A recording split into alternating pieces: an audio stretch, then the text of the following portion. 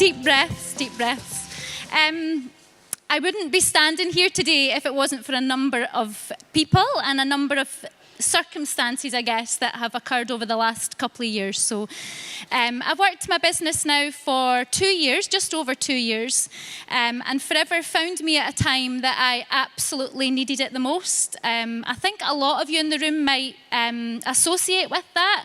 I'm a massive believer that Forever finds you at a time when you need it rather than you finding it, if that makes sense. At the time, I was expecting I just had my third baby, Poppy, who is now 2. And I joined the business when she was 3 months old. I joined after completing a C9, which I mentioned to you earlier, and absolutely loving the products. I joined for, genuinely, I know that a lot of people say this on stage, I joined for £200 a month because during my maternity leave at the time, I thought £200 would contribute to the council tax or gas and electric bill, whatever it may be, and it would help to subsidise the reduction in my income during my mat leave. Everyone thought I was pretty insane. My husband thought that I had postnatal depression. I didn't, and that was because my mum had recently been diagnosed with terminal cancer. I've got a tissue in my pocket, actually, so I said to Lisa that I was wearing a dress with pockets because mums carry lots of things, tissues, but I'm going to try and hold it together. But so yeah, he thought I had postnatal depression because there was a lot going on in our lives at that particular time. But £200 a month would have given us so much in terms of support towards our finances.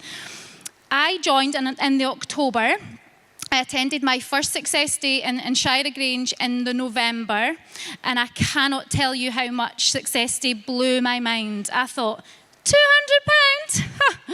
Try £2,000. Try adding a few extra zeros on the end. I instantly could see the opportunity as being a much bigger thing that I was limiting myself to this £200 that I had in my head. Oh gosh, what happened after that? So I worked in banking. I mentioned that to you before. 15 years in the corporate world. Believed I had it all. Believed I had the perfect income, the perfect job, worked with the perfect people, the ideal company, stable, secure. I wasn't one of these people who wanted to get rid of the boss or sack the boss, as we sometimes say.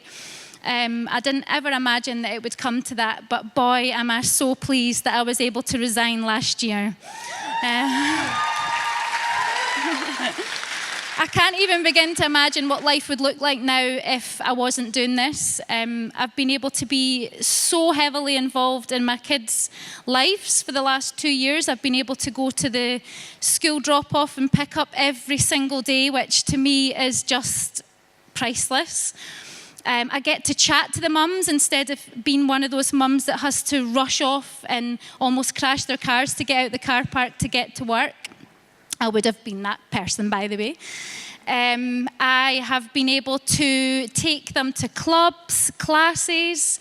Their social lives are pretty awesome. Mine is pretty much working around theirs. But in order, enabling myself to do that has been the most powerful thing for me in the world. But what was the most precious thing is I was able to spend the last 2 years of my mum's life with her. And we were able to create, oh God.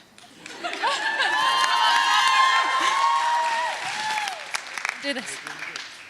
We were able to create memories with Mum that I would never have had the time to do because I would have been at work, working pretty much a 40 to 50 hour week.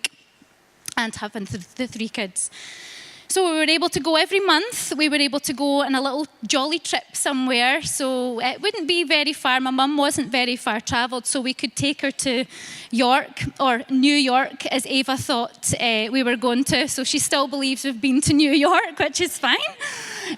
York, Manchester, Newcastle, Edinburgh, just local kind of cities, but being able to just hop on the train and just go wherever we wanted, whenever we wanted, and I didn't have a boss to phone and say, can I take some time off?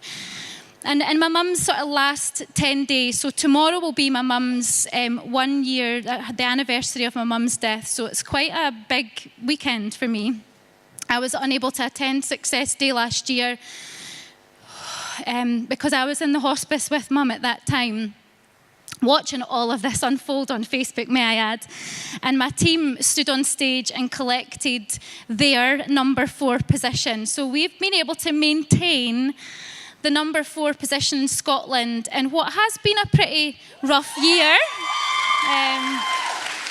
I am so proud of myself, and I don't think we often give ourselves enough credit sometimes. I'm actually proud of myself, which I never would have said before this. I'm proud of how I've coped with Mum's illness. I'm proud that I've been able to create a life for my family that I never ever imagined was possible. And I'm super proud of the people that I've been able to help throughout the last 2 years as well, and help them on their journeys to achieve their goals as well.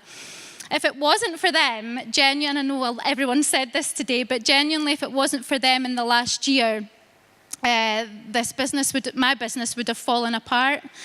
They kept things going when Mum was in the hospice. They kept messaging me, checking in with me. They collected the number 4 certificate last year. I couldn't have been prouder of them. So yeah, I think Forever's given me so much. The one thing I would say is, I saw this on Facebook the other day actually, and it really resonated for me, what this has given me. Is if you were to draw a line on a bit of paper and mark one side of the line 0 or birth, and the other side 80. And let's say that's an average lifespan of someone's life. If you were to look at that big section in the middle, look at that big section in the middle, that's ultimately the working years that we have in our lives. And actually, it's quite powerful to just do this exercise and just see how big a chunk of your life you spend in a working environment. And I guess all I've done that's different is I've made the decision to make that chunk in my life the best possible time that I can ever make it, with my kids, with my family, and with, in some cases, the precious little time that we have on this planet, because this is not a dress rehearsal. This is it. This is absolutely it. So you all have the chance. You have something available to you right now. And I think it was Nikki's talking about having something at the tip of your fingers. You have something that can change your life. It might not be financial. For me, it was never about that. For me, it was about time.